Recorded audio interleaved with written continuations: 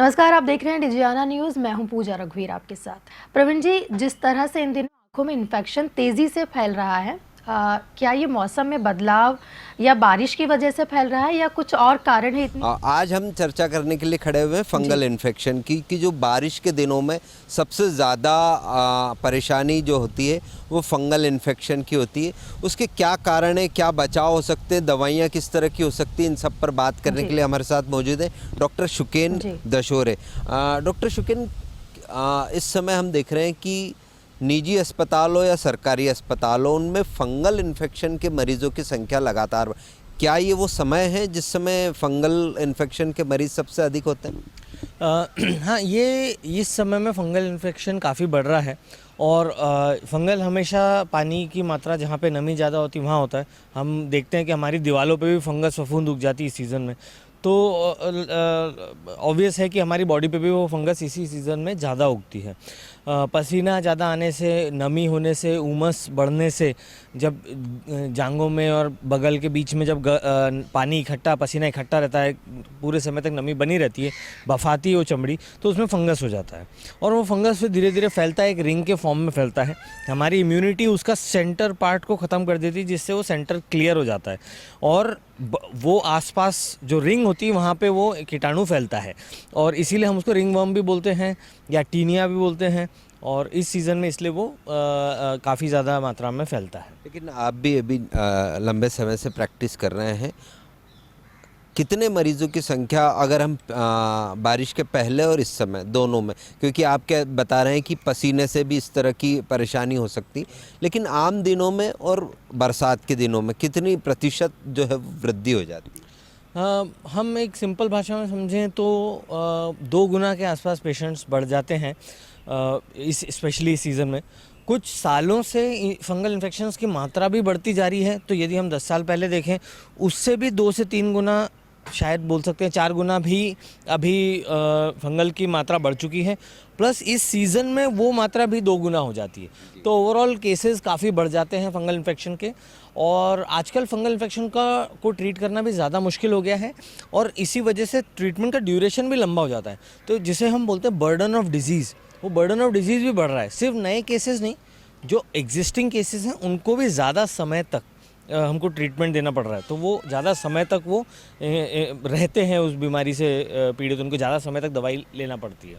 आप जी। बात करें ज़्यादा, अब फंगल का उपचार करना ज़्यादा और कठिन हो गया, क्यों? क्या कुछ दवाइयों का रेजिस्टेंट कम हो गया? राइट। सो इसके कई सारे कारण हैं।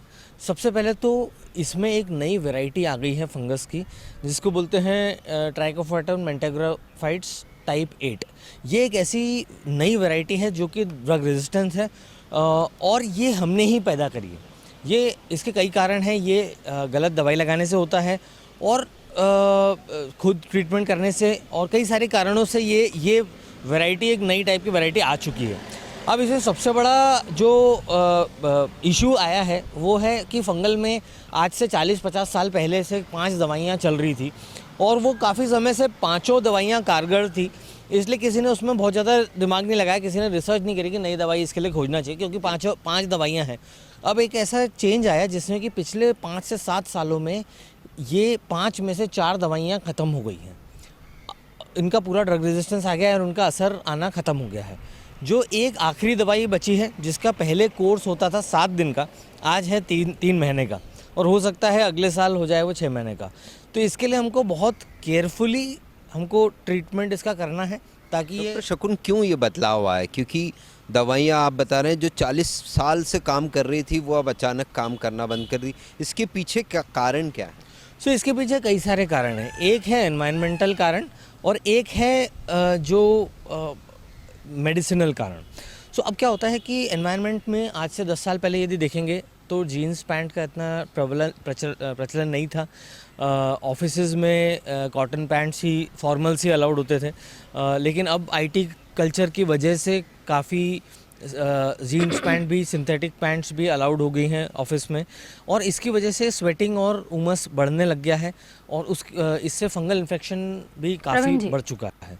दूसरा जो पॉइंट है वो है जो इसमें जो मेडिसिन का रेजिस्टेंस आया है, इसमें कई बार जो लोग कई सारी क्रीम्स खुद से केमिस्ट शॉप से लेके लगा लेते थे, उसकी वजह से उसमें कई चीज़ों में स्टेरॉयड होता है। तो एक फास्टर रिलीफ के लिए स्टेरॉयड क्रीम्स का काफ़ी प्रचलन बढ़ गया है। तो जिसमें कि या मल्टी कॉम्बिनेशन क्रीम्स की कॉम्बिनेशन में क्या होता है कि 4 से 5 दवाइयाँ एक ही क्रीम में मिला दी जाती हैं, ये समझने के लिए कि भाई जो भी स्किन की बीमारी हो डायरेक्टली ठीक हो जाए, अब कुछ करने की ज़रूरत ना पड़े। अनफॉर्चुनेटली उसमें स्टेरॉयड होता है, स्टेरॉयड से ये बीमारी दब जाती है। तो कई लोग लगाते से उनको आराम आ जाता है, लेकिन वो क्योर नहीं होती और वो बड़े घेरे में आ जाती है, और इसकी वजह से वो जब वापस आती है तो वो ज़्यादा स्ट्रांग हो जाती है और हमारी दवाइयों पे उसका असर होना कम हो जाता है। पूजा कुछ पूछना प्रवीण जी, चाहती जिस हैं? जी तरह पूजा। से ये बीमारी सर ने बताया कि ह्यूमिडिटी की वजह से ज़्यादा फैल रही है, पर इस बीमारी के होने के लिए क्या कोई ख़ास उम्र होती है, या और ये क्या ये दोनों आँखों को भी एक साथ प्रभावित करती है? क्या आसानी से एक व्यक्ति से दूसरे व्यक्ति को भी फैल सकती है ये? नहीं, देखिए, फंगल इन्फेक्शन को लेकर जो जिस तरीके से डॉक्टर शकुन बता रहे हैं कि क्या कपड़ों का भी इस पे कोई प्रभाव पड़ता है फंगल इन्फेक्शन को लेकर, जिस तरह से त्वचा में हमारी ईचिंग बढ़ जाती है, तो क्या कपड़े भी असरकारक इसमें होते हैं, वो कारण बनते हैं फंगल इन्फेक्शन का? जो बेसिकली जो हमारे कपड़े होते हैं उससे उसका एक बहुत बड़ा रोल है इसमें। जीन्स पैंट का तो मैंने जो बताया, जो नया प्रचलन आया है उसके बारे में ही बताया। उसके अलावा सिंथेटिक पैंट्स का भी एक प्रचलन बढ़ चुका है बहुत ज़्यादा। मार्केट में अब सारे लोअर्स जो हम देखते हैं वो सिंथेटिक आ गए हैं, और आज हम देखेंगे जितने यंग लोग हैं वो अपने घर में भी वो सिंथेटिक लोअर पहन के घूमते हैं, या कहीं बाहर भी जाते हैं तो फॉर्मल पैंट नहीं पहनते, सिंथेटिक लोअर ही पहनते हैं। जो हमारा इंडिया का जो देसी कपड़ा है, जो सूती कपड़ा है, वो ब्रीदेबल फैब्रिक है, उसमें से पसीना उड़ जाता है, इसलिए वो हमारे कल्चर के लिए एक्सेप्टेबल है, क्योंकि वो हमको फंगल इन्फेक्शन होने नहीं देता है। वो पसीना उड़ जाता है, पसीना रहने नहीं देता है। लेकिन सिंथेटिक फैब्रिक जो है वो कोल्ड एनवायरनमेंट के लिए बना हुआ है, वो पसीना उड़ने नहीं देता है ताकि ठंड ना लगे ज़्यादा, और उसकी वजह से पसीना अंदर के अंदर दबा रहता है और उससे फंगल इन्फेक्शन बढ़ जाता है। ज़्यादा समय तक इसी कपड़े में सीट पे बैठने से भी ये प्रॉब्लम्स बढ़ती हैं। इसीलिए मेरा सजेशन ये रहेगा कि यदि आपको ज़्यादा बैठना रहेगा तो हर 1 घंटे में आपको उठना चाहिए, थोड़ा सा वॉक करना चाहिए, जिससे कि वो पसीना उड़ जाए। जब भी वॉशरूम जाएंगे ऑफिस में तो पूरा ओपन करके थोड़ा सा 2 मिनट 30 सेकेंड्स वो पूरा पसीना उड़ जाए, उसका वेट करना है। चेयर्स पे आप जो टॉवल टाइप का जो कवर होता है वो आप लगा सकते हैं, जिससे कि एयर का फ्लो बना रहे। बाइक पे यदि आप चलते हैं 1 घंटे से यदि आप ज़्यादा ड्राइव कर रहे हैं कंटिन्यूसली, तो आपको हर 45 मिनट या 1 घंटे में उतर के आपको एक क्लॉथ सेट एडजस्ट करना चाहिए, जिससे कि वो पसीना बने नहीं रहे। पसीना आना नेचुरल है, लेकिन रहना प्रॉब्लम है। एक और देखते हैं हम डॉक्टर शकुन की, इस समय ऐसा वेदर ऐसा है, कपड़े सूखते नहीं हैं और कई बार कोई गीले कपड़े तक पहन लेता है, वो बड़ा कारण बनता है। यस, ये बहुत कॉमनली देखा गया है कि लोग कपड़े सूख नहीं पाते हैं, अंडरगारमेंट सूख नहीं पाते हैं, और लोगों को ऑफिस जल्दी जाना होता है, कई बार लेट उठ पाते हैं, और इसमें काफ़ी प्रॉब्लम आती है, क्योंकि गीला कपड़ा एक बार पहन लिया तो वो तो पसीने से भी ज़्यादा ख़राब चीज़ हो जाती है। तो ये 100% यदि आपने 3-4 दिन सलन किया तो आपको इचिंग आना शुरू हो जाएगी, स्पेशली इस माहौल में बहुत कॉमन है। इसके लिए मेरा रिकमेंडेशन सिंपल है, ये है, कुछ नहीं तो पाउडर डाल लीजिए इस सीज़न में। सिंपल कोई भी पाउडर चलेगा, वो आपका पसीना और ये नमी एब्जॉर्ब कर लेगा। अंडरवेयर को अंदर से प्रेस करना एक बहुत अच्छा उपाय है। यदि आपके पास टाइम नहीं है, सिर्फ अंदर प्रेस घुमा देंगे, उससे भी जो फंगस के कीटाणु होते हैं, स्पोर्स जिसको हम बोलते हैं, वो ख़त्म हो जाते हैं। क्योंकि फंगस को मारने के लिए केवल 55 डिग्री का सेंटीग्रेड का टेम्परेचर चाहिए, और इजीली वो प्रेस में मिल जाता है उसको। तो फंगल मारना बहुत इजी है, लेकिन मतलब ये सब अपन उपाय करेंगे तो हमें काफ़ी इजी ट्रीटमेंट मिल सकता है और प्रिवेंट कर सकते हैं। लेकिन कई लोग जो है वो जिस तरीके से ओवर द काउंटर ड्रग्स लेते हैं, वो कहीं ना कहीं, क्योंकि हमने कई बीमारियों में देखा है कि जानलेवा तक साबित हुआ। फंगल इन्फेक्शन में इस तरह के कि जो ओवर द काउंटर हम ड्रग्स लेकर आते हैं, क्योंकि हम विज्ञापन की दुनिया में जीते हैं। विज्ञापन की दुनिया में ये कहते हैं कि बीटेक्स मल्लम, क्योंकि ये बड़ा नाम चलता है कि त्वचा रोग को अगर कहीं हो तो बीटेक्स आप लगा लो और आप तुरंत राहत मिलती। तो क्या ये तुरंत राहत है? यस, सो इसमें एक बहुत बड़ी प्रॉब्लम है इसमें तुरंत राहत वाला कंसेप्ट जो है वो प्रॉब्लमेटिक है। इसमें कई सारी चीज़ें ऐसी डाली जाती हैं जिससे तुरंत आराम आ जाए, लेकिन इलाज और आराम में फ़र्क होता है। तो आराम, जैसे ही हम कोई भी क्रीम लगाते हैं और आराम आ जाता है, हमको लगता है कि बीमारी चली गई, लेकिन वो एक टाइफाइड के बुखार में क्रोसिन खाने जैसा है। ऑब्वियसली क्रोसिन से आप ठीक नहीं हो सकते, उसकी ज़रूरत है, लेकिन वो आपको क्योर नहीं कर सकती।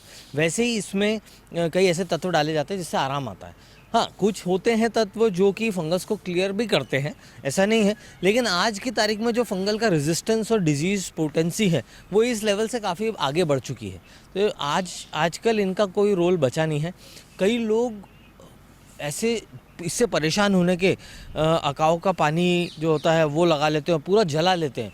डेरोबिन क्रीम होता है वो लगा लेते हैं, कुछ ऐसे सैलिसिलिक एसिड वाले मलहम, हाँ जी, तो वो लगा लेते हैं, उससे चमड़ी पूरी जल जाती है, घाव और पस बन जाता है, और तो भी फंगल जाता नहीं है, क्योंकि फंगल तो कीटाणु, एक भी कीटाणु बच गया तो वो रह जाएगा।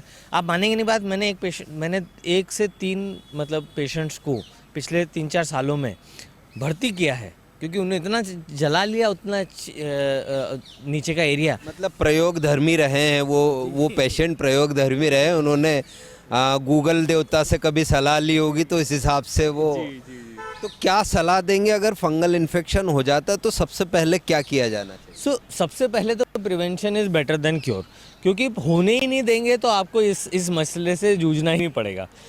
इस सीज़न का याद रखें, इस सीज़न में जैसे हम गर्मी का सीज़न आता है तो सारे स्वेटर पैक करके रख देते हैं, वैसे ही इस सीज़न में सारे सिंथेटिक पैंट और जीन्स आपको पैक करके रखना है, केवल कॉटन पैंट्स पहनना है एज मच एज़ पॉसिबल। घर में आपको ध्यान रखना है कि सिंथेटिक लोअर नहीं पहनने हैं, और जब हो जाए ये, उसके बाद इमीडिएटली आपको डॉक्टर के पास आके ही इसका ट्रीटमेंट करना है, क्योंकि आज की तारीख में ये घरेलू फंगस नहीं रह गया है। आजकल हमें भी प्रॉब्लम आ रही है, आजकल हमें भी पेशेंट क्वेश्चन पूछते हैं कि सर ठीक नहीं हुआ, अभी हमें समझाना पड़ता है कि नहीं, अभी 1 महीने हुआ है, 3 महीने लगेंगे इसके लिए। तो आज वो बीमारी जो हम पिंपल, दांत खुजली सिंपल जो सोचते थे, हम वो सिंपल बीमारियों में से दांत खुजली बाहर हो चुकी है। तो सबसे पहला सजेशन ये रहेगा कि होने ही नहीं देना चाहिए। हुआ तो इमीडिएटली अर्ली स्टेज पे आके दिखाएं, जिससे कि ये फटाफट ठीक हो जाए। हो सकता है आपको 10 दिन में ठीक हो जाए, 3 महीने का इलाज ना लगे, लेकिन जब भी हमारे पास मैक्सिमम पेशेंट सारे ट्रायल करके आते हैं, सारे दोस्तों की सलाह, घर की सलाह, सब कुछ करके आते हैं, और फिर उसके बाद थोड़ा सा इशू होता है। और मेरा सजेशन भी रहेगा केमिस्ट भाइयों से कि हमेशा प्योर क्रीम्स दें, स्टेरॉयड वाली अवॉइड करें, तो उससे काफ़ी मतलब एटलीस्ट आप ठीक भी कर सकते हैं पेशेंट को। कि डॉक्टर शकुन, जब हम बुखार, सर्दी, खांसी इससे पीड़ित होते हैं, तो जब डॉक्टर के पास जाते हैं तो वो कहते हैं कि खाने में इस चीज़ से परहेज़ करिए। फंगल इन्फेक्शन होने पर परहेज़ कुछ रहता है? एक भारतीय या हमारी इंदौरी बोलें या भारतीय आदत बोल लें कि हमें एक्सटेंड करने की आदत होती है। हर सलाह को हम अपनी बना के एक राय दे के और उसको फैलाने की आदत होती है। किसी ने कहा कि ऑलिव ऑयल खाने के लिए अच्छा होता है तो लोग चमड़ी पे लगाने लग गए उसको। एलोवेरा स्किन के लिए अच्छा लगता है तो उसका जूस बना के पीने लग गए, पकाने लग गए, सब कुछ करने लग जाते हैं। तो ये हमारी एक्सटेंशन की आदत होती है। तो इसमें जो मेनली ध्यान रखना है अपने को कि इसमें खाने का कोई रिलेशन नहीं। जनरल बीमारियों में स्किन की भी कई सारी बीमारियां होती है, उसमें खटाई बंद की जाती है। ये एक ऐसी बीमारी है जिसमें खटाई नहीं बंद होती। इसमें खाने का कोई परहेज नहीं होता। हमें कपड़े का परहेज करना है, खाने का ज़्यादा परहेज नहीं करना है। अब मेरे कई पेशेंट्स बोलेंगे कि हम तो जब खट्टा खाते हैं तो खुजली बढ़ती है, लेकिन वो अच्छी खुजली है। हमें समझना चाहिए खट्टे में होता क्या है। खट्टे मतलब बैड बैक्टीरिया और गुड बैक्टीरिया, उसी तरह अच्छी खुजली और बुरी खुजली भी होती है। मतलब खुजली तो खराब ही होती है, लेकिन वो अच्छे के लिए हो सकती है। क्या होता है कि जैसे खटाई आपने 1 महीने के लिए छोड़ दी, तो खटाई में क्या होता है, विटामिन सी। अब आपने जब विटामिन सी छोड़ा तो आपकी इम्यूनिटी डाउन जाती है। तो जब आप एकदम वापस लेते हैं, जब खट्टा खाते हैं, नींबू खाते हैं, विटामिन सी एकदम बढ़ता है, काफ़ी सारे इम्यूनिटी बढ़ती है, काफ़ी सारे कीटाणु बढ़ते हैं, इससे थोड़ा सा उनका जहर निकलता है जिससे खुजली बढ़ती है। लेकिन ये कीटाणु मरने से खुजली बढ़ रही है, तो मरना तो चाहिए उनको। एक साथ ज़्यादा मर रहे हैं इसलिए हमको तकलीफ़ हो रही है। तो ऐसे केसेस में जब हम कीटाणु मारने की दवाई देते हैं तो साथ में खुजली की दवाई भी साथ देते हैं, क्योंकि मुझे पता है कि जैसे हम कीटाणु को मारेंगे तो खुजली बढ़ेगी। पर ये कीटाणु को तो मारना ज़रूरी है, उसके बिना तो ठीक ही नहीं हो पाएंगे। तो हमेशा खटाई हमको साथ में चलने देना चाहिए।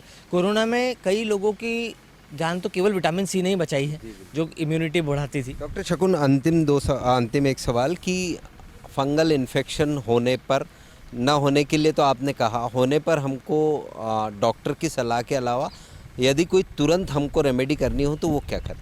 सबसे ज़्यादा अच्छी जो केवल जो रेमेडी होती है वो इसके लिए होती है कि आप पाउडर डालें। पाउडर डालने से जैसे ही पसीना जाएगा आपको इमीडिएटली आराम आना शुरू हो जाएगा। इसमें कूलिंग पाउडर्स ना डालें, नहीं तो वो और जलन पैदा करते हैं, स्पेशली जो पसीने की उस तरह के पाउडर नहीं डालना है, सिंपल पाउडर डालना है। जैसे कि अपना कोई भी लक्स है, सिंथॉल है, जो भी स्टैंडर्ड ब्रांड के पाउडर्स होते हैं, वो जैसे हम डालेंगे तो हमको इमीडिएट आराम आ जाएगा। और इसको आप सुबह शाम करते रहें, हो सकता है कि आपकी इम्यूनिटी कैचअप करके उसको 3-4 दिन में वैसे ही ख़त्म कर दे, और फिर हम पाउडर अगले पूरे जब तक सीज़न ख़त्म नहीं होता तब तक पाउडर चलाते रहेंगे। जी बिल्कुल पूजा, जिस तरीके से डॉक्टर शकुन ने पूरी तफ्तील से बताया कि अगर फंगल इन्फेक्शन होता है तो हमें किस तरह की सावधानियां बरतनी है, और जींस का जो ट्रेंड चला है वो जींस बहुत अच्छी है, युवाओं के लिए ट्रेंडी भी है, लेकिन बरसात में उसको जितना अवॉइड कर सकते हैं वो करें, और सूखे कपड़े पहने। आप ऑफिस से निकलते हैं तो ये इंश्योर करें कि आपके कपड़े पूरी तरीके से सूखे हों, खासकर अंडरगारमेंट, और अगर थोड़ी सी भी नमी आपको महसूस होती है आपके अंडरगारमेंट्स में तो एक बार आयरन ज़रूर कर लें ताकि फंगल इन्फेक्शन से बचा जा सके। बहुत बहुत शुक्रिया जानकारी देने के लिए, बहुत बहुत शुक्रिया डॉक्टर दशोरे की जानकारी देने के लिए। तो फंगल इन्फेक्शन इन दिनों बहुत फैल रहा है। बताया जा रहा है कि ह्यूमिडिटी इसका प्रमुख कारण है, गीले कपड़े और कई सारे कारण जो है डॉक्टर दशोरे ने यहाँ पर बताया। ज़रूरत है कि इस मौसम में जो है सावधानी से रहे और अपने आसपास साफ़ सफाई रखें, कपड़ों को साफ़ रखें। कोई भी चीज़ अगर गीली है, कपड़े अगर गीले हैं तो उन्हें ना पहने, उनकी सफाई कर कर पहने, जिससे कि फंगल इन्फेक्शन से आप दूर रहें।